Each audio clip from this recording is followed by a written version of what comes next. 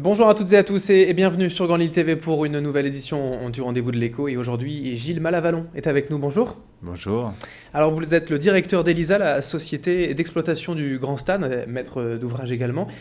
Alors, déjà, présentez-nous un petit peu cette société Elisa, société d'exploitation. Ça veut dire quoi? C'est quoi son rôle? Bien, si vous voulez, le Grand Stade donc, est géré par une structure donc, d'EFAGE dédiée exclusivement au Grand Stade. La mission donc, d'Elisa est d'assurer l'entretien, la maintenance et le bon fonctionnement du stade pour pouvoir l'utiliser tout le temps, mais également d'accueillir des organisateurs. Alors le LOSC est un organisateur récurrent, c'est le club résident, il vient, il fait 25 matchs par an. Mais nous avons également, nous, une exploitation commerciale. Et en fait, sur l'exploitation commerciale, on a deux grandes activités. On a une activité de recevoir des concerts, des matchs, que ce soit en configuration stade ou dans la configuration arena. Mais on a également une activité de louer le stade à des entreprises pour des opérations professionnelles, ce qu'on appelle du corporate, pour faire des séminaires, des conventions, également des réunions professionnelles ou amicale, et nous avons déjà sur cette activité-là plus de 11 000 personnes qui sont passées dans le stade depuis les 8 mois d'exploitation que nous avons eu là depuis début septembre 2012. Et les entreprises, nous avons 3 à 4 entreprises par jour qui viennent en formation ou sur des séminaires ou des événements propres à chaque entreprise. Et donc, donc le stade n'est quasiment jamais vide. Le stade est en perpétuelle activité, effectivement. Et c'était ça l'enjeu, c'est effectivement d'avoir non pas ce qu'on appelle dans le jargon des gestions de stade un éléphant blanc, c'est-à-dire un équipement vide où de temps en temps il y a un match, mais au lieu de ça, un lieu de vie, un centre d'activité permanente où les gens se croisent sur plusieurs événements ensemble, pour des grands rendez-vous, mais également des rendez-vous plus intimes, où 15-20 personnes peuvent être dans une salle de réunion en train de travailler. Et l'un des premiers grands rendez-vous, en tout cas extra-sportifs du Grand Stade de Lille, on va plutôt l'appeler le Stade Pierre-Mauroy, ce sera ce vendredi 28 juin, l'événement avec la tournée Star 80 qui passe par le Grand Stade, donc ce vendredi soir. Ça change quoi ça par rapport à l'organisation d'un match de sport ? Alors écoutez, effectivement, donc on est très heureux d'accueillir le dernier concert de la tournée Star 80, puisqu'effectivement, donc je rappelle, ce sera le film et le concert, donc on va avoir un événement très festif, très familial. Alors, ce qu'il faut comprendre, c'est que le stade en configuration de référence, il est en mode sport. Oui. Donc, comme c'est ce que nous faisons une grande partie du temps, donc nous le laissons en mode sport. Mais ce stade a été conçu pour être multifonctionnel, donc nous avons un certain nombre d'éléments techniques. On a eu déjà l'occasion de le présenter sur Grand Lille TV, le côté multifonctionnel du stade.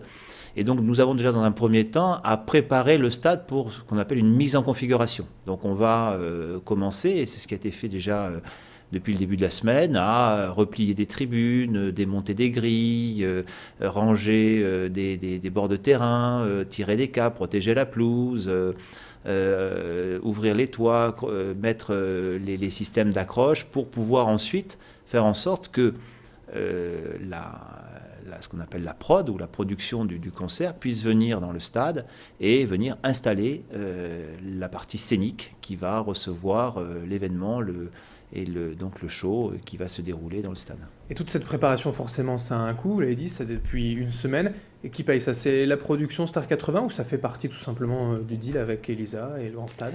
Nous devons, leur mettre le stade à disposition selon une configuration qui est déterminée entre nous.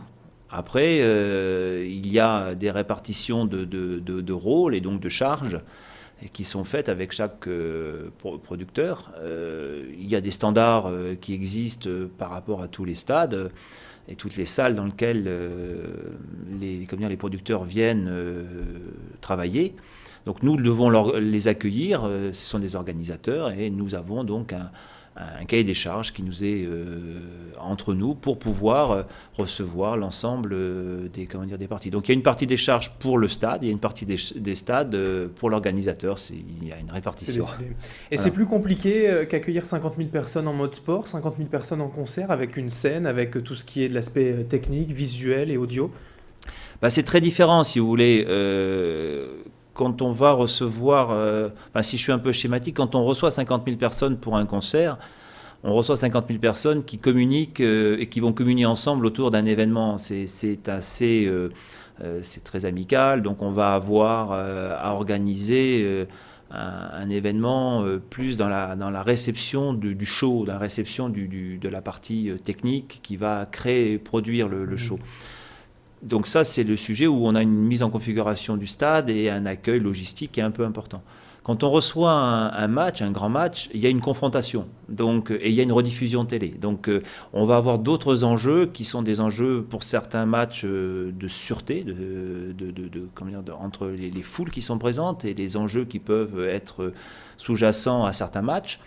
Et on va avoir une grosse technologie, une grosse technicité d'accueil des télés qui soutiennent le sport et qui vont nous demander des conditions d'intervention, de captation d'images, de rediffusion, des exigences qui sont très élevées. Et c'est vrai que quand on fait un match de Champions League, on voit arriver donc des broadcasters ou des chaînes de production étrangères pilotés ou qui ont les droits d'image de l'UEFA, qui ont des exigences de très haut niveau, des exigences européennes de diffusion, donc nous devons qui doit apporter le niveau supérieur de technologie, de disponibilité, de performance de nos infrastructures. Merci Gilles Malavallon d'avoir été avec nous donc, pour en parler. Je rappelle que vous êtes le directeur d'Elisa, l'exploitant du Grand Stade. Merci. Je vous remercie. Au revoir. Et merci à vous donc de nous avoir suivis sur Grand Lille TV. Dans un instant, l'information continue.